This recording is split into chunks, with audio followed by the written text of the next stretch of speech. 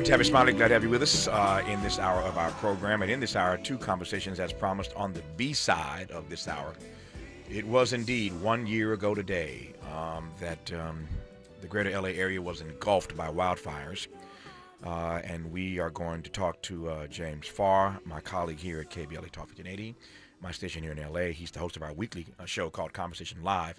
Altadena Rising. We have committed ourselves for the last year to being the source, the place for conversation about the recovery, frankly, the lack of recovery, as it were, in Altadena. So we assigned ourselves to create a show, to curate a show, which we did a year ago, that every week has tracked everything, all things about Altadena. And about that, I feel awfully proud of our station and of my colleagues and all the amazing conversations that we have brought to the fore. We've made all kinds of news over the last year because we have focused on this like a laser when nobody else has. Everybody talking about the Palisades, ain't nobody talking about Altadena.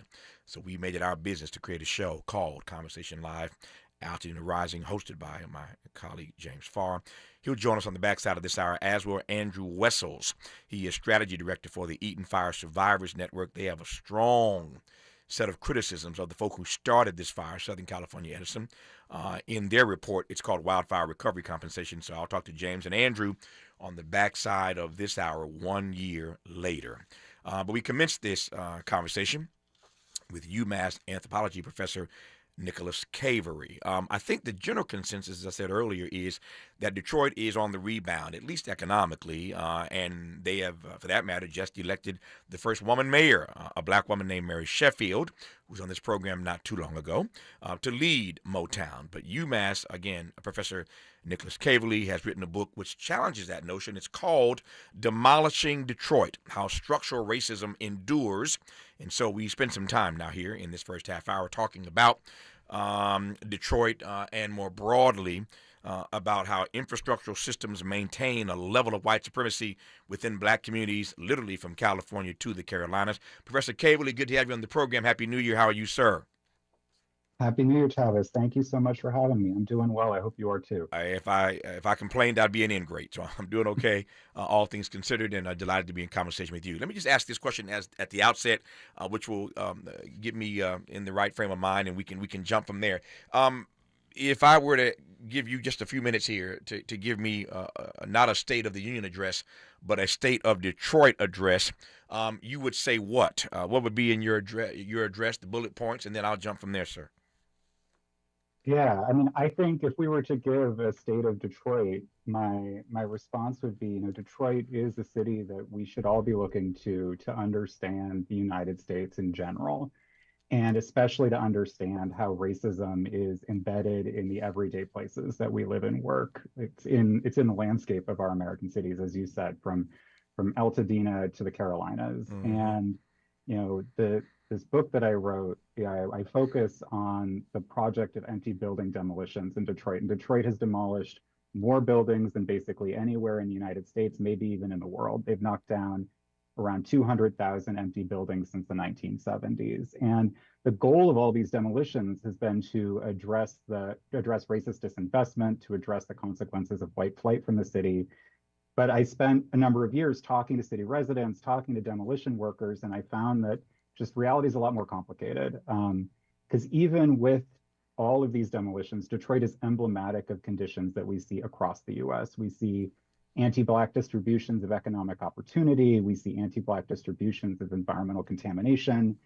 And what I really think is important to focus on here is how you know, tearing down monuments to racism, tearing down empty buildings, doesn't necessarily change the systems and the processes that made them to begin with. And this is something that people on the ground know pretty well. And they know that and people on the ground in Detroit know it really well. They know that to address racism, we need to not just focus on tearing things down, but on saying, what does it look like to build up more Mm-hmm. equitable distributions of resources and of burdens? Yeah. No naivete here, but the primary reason for the city demolishing all these buildings is what? Is it just blight, or am I missing something? Why has this been their strategy to demolish, to destroy all of these properties? Mm-hmm. No, I mean, I think that's a really important question. That on the one hand, like living next to an empty building is not not good. People do not like living next to empty buildings in their neighborhoods. And so, demolishing them has been the kind of the process that, multiple municipal administrations going back decades have taken. But when I talk to Detroiters, and I think when Detroiters talk to, public officials, they would say, we would really prefer that these buildings be used. We would like to see neighbors living next to us. We would like to see, um, you know, we would like to see commercial enterprises in our communities. And yet, if that can't happen, that's the only reason we would want something torn down. And Yeah. so demolition has been a kind of solution of last resort Yeah. on the one hand, and then also it's the thing that for the most part the federal government would fund. The federal Mm. government would send money to Detroit to demolish buildings, but it wouldn't send money to Detroit to help people fix the holes in their roofs or to help them fix their broken boilers. And Mm. so this is both a matter of, it's been a solution of last resort, but also it's the only thing that we've directed money toward. See, that last answer pretty much says it all. I was just about to ask you, and I still will give you a chance to unpack a bit more when we come forward on this question of why demolishing has been the strategy rather than finding ways through other innovative programs to put people in those homes, to fix those properties up. And a city that's been losing black population for decades now needs more people in the city. I mean, your tax base is being hurt in large measure because people are leaving the city. So it seems to me a wiser choice than demolishing would be to find ways to fix up those properties, build your population back up, build your tax base back up. Why was that not an option? You just heard the answer, but we'll go a little deeper with Professor Nicholas Caverly when we come forward. The book is called Demolishing Detroit, How Structural Racism Endures. Glad to have him right now on Tavis Smiley. More honesty than you can handle. More empowerment than you can imagine. You're tuned in to Tavis Smiley. Tavis Smiley and Nicholas Caverly, who is a professor of anthropology at UMass Amherst. The book is called, his new book, that is, Demolishing Detroit, How Structural Racism Endures, and I'm pleased to have him on this program. So I was asking, again, not at all naively a moment ago, why demolition was the option rather than finding a way through some innovative programs to bring people back into the city. And the answer that you gave me was in part connected to the federal government, which on some level doesn't surprise me. But Donald Trump ain't always been president. We've had a number of Democratic presidents since Detroit started losing people. They couldn't figure this out. I mean, this is they frankly did not, whether they could have or just chose not to, I cannot say. A question that a lot of people in Detroit brought to me was, costs about $25,000 to tear down, a small house. Mm-hmm. And yet, and so the municipality through various kinds of federal funding could take $25,000 and tear down a house, but it couldn't take $25,000 and give it to somebody to fix the leaks in their roof. And so, this wasn't because people in the city government didn't want to help people fix their roofs often, and they would say like our hands are tied by federal money. But back in 2020, the federal money for demolition that had been authorized by the Obama administration and carried through the Trump administration, that went away. And so Detroit found itself in a position of having to put city money, city tax dollars into demolitions. And the mayor at the time wanted to basically put all the money into demolition. We went to the voters and wanted to go for a bond. And Mary Sheffield, who was president of the city council at the time, she actually pushed back and was part of a group of city councilors who made sure that the bond didn't just fund demolition, that it created some money for renovation, it created money for home repair grants. And so that's something that, where the federal government has kind of tied the hands of city administrations. We see somebody like Mary Sheffield, who's just been elected mayor in Detroit, or just been sworn in as mayor, pushing for something a little bit different, saying if we're going to put city tax dollars into things like demolition, we also need to put city tax dollars into home repair grants. We need to put city tax dollars back into people's neighborhoods.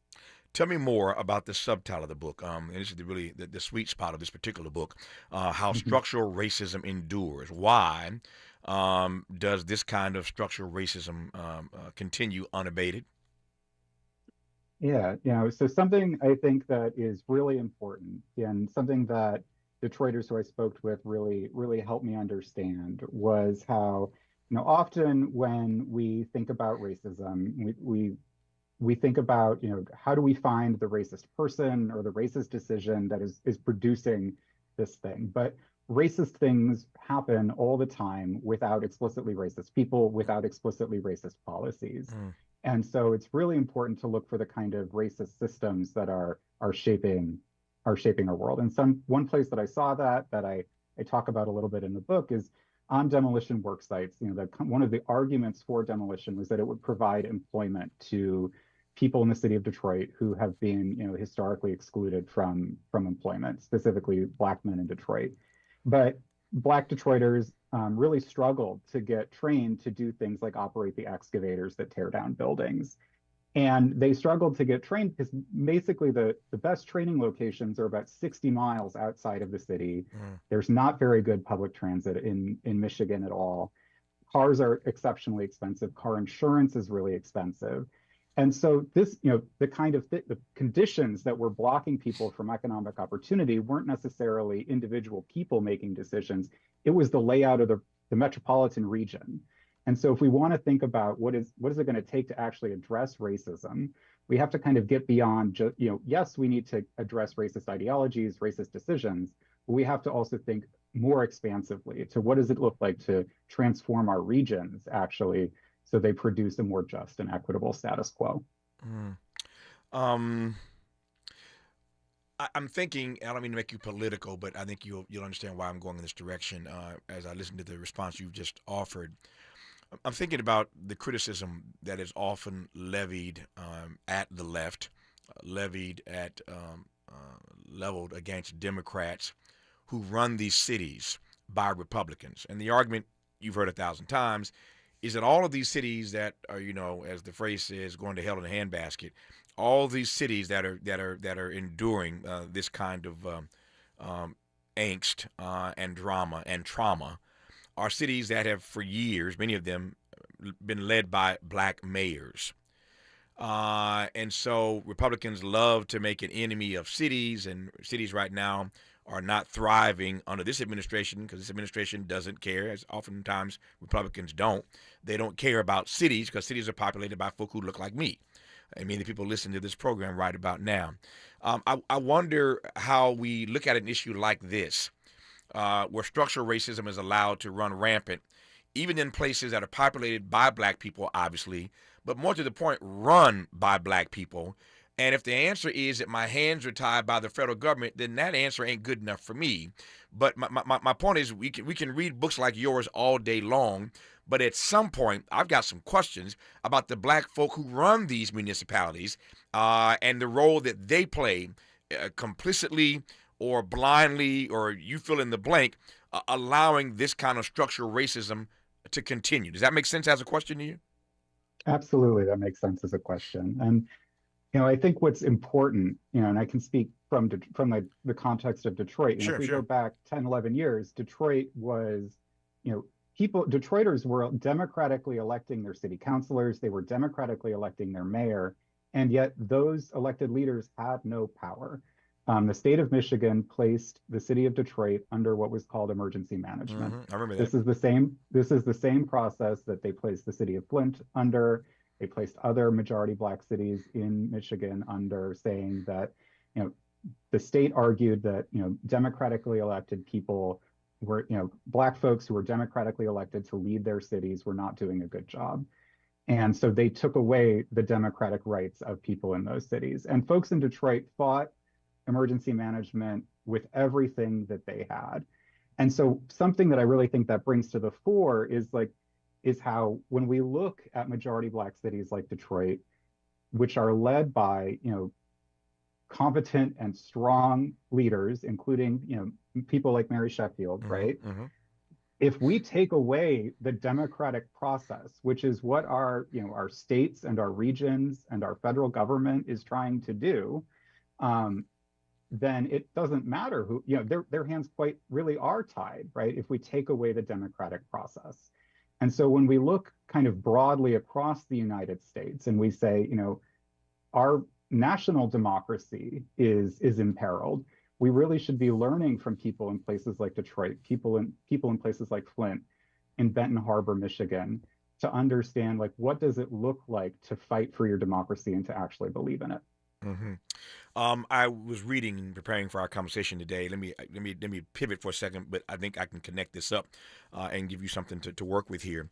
So I was reading again in preparation for our conversation, and I remember when this happened, of course. But back in 2021, voters in Detroit, as you well know, overwhelmingly approved a reparations ballot initiative that tasked the city with confronting the sort of deep-seated racism, the structural racism, the injustices that we're talking about in this conversation.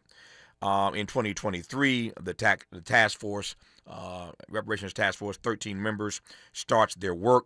I'm fast forwarding. They just released their final report in October 2025. So literally just a couple of months ago, their final report, almost 600 pages, was released.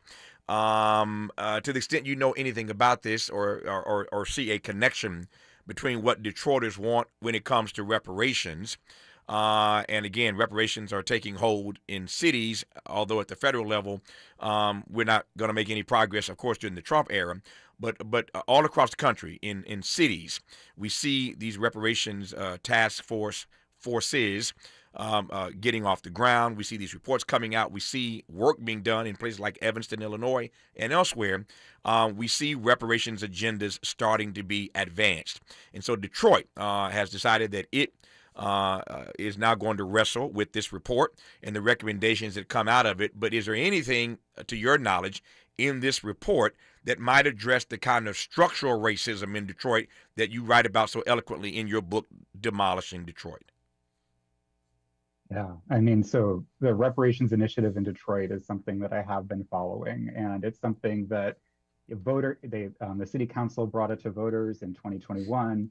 But there has been a long-standing movement for reparations in Detroit, with folks like Reverend Joanne Watson, who helped bring that reparations initiative forward and has been worked on reparations for a long time in the national stage. Mm-hmm. And something that I think from observing the meetings that were convened by the reparations task force, I haven't had a chance to get entirely through the report. Sure.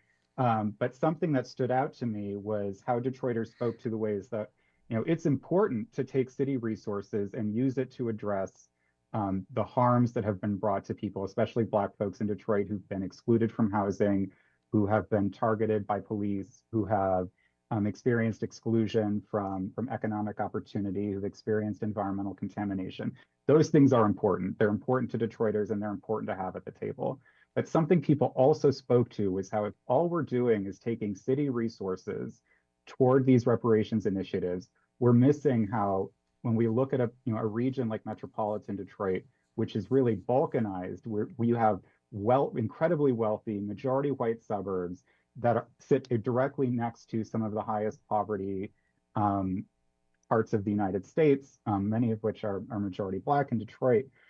We're actually not moving resources in the places they need to go. We're just taking resources from the city of Detroit to give it to the city of Detroit. And when we think about reparations, we need to be working at a much bigger scale, at least at the metropolitan scale, but probably also at the national and maybe even international scale. Yep.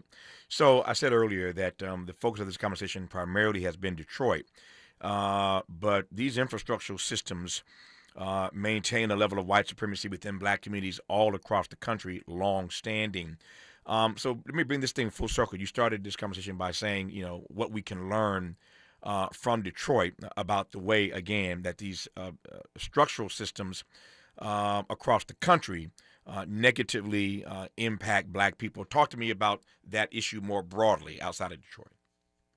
Yeah, I mean, so we could think about how across the country, often, people are asking, what would it look like to move forward from racism? Mm-hmm. And saying, why can't, often it's people who are wealthy and white who say, well, why can't we just move forward from this? We've changed the laws. The laws are racist laws are gone. Why can't we just move forward? And yet, whether they willfully or not are missing is how to do that would be to move forward on unequal terms, we see that all the time. You were speaking earlier about, how your show has had a laser focus on Altadena, and how, if what we're looking for is just like to, oh, well, can we just move forward from this incredibly awful and traumatic and unequal event? If we just move forward and we forget about it, we're going to reproduce it. And our systems, as they're set up, were created to produce white supremacy. They were created to produce whiteness as a kind of, as priority access to wealth and opportunity. And so it's not enough to just kind of assume we can move forward. We have to really focus on changing our political, economic, and environmental systems to ask how do we center the interests of people who've been historically oppressed in those systems to design what we want the future to be. Yeah. As my grandmother would say, that's too much like right, though. That's just too much like right. Your prescription is right on, but it just makes too much sense. I digress. The book is called Demolishing Detroit, How Structural Racism Endures. The author is Nicholas L. Caverly. He is an anthropology professor at UMass Amherst. Thank you for the research. Thank you for the text. Thank you for the conversation. Thank you for the time. Enjoy the rest of your year, sir. I appreciate you. Absolutely. Thank you, Tavis.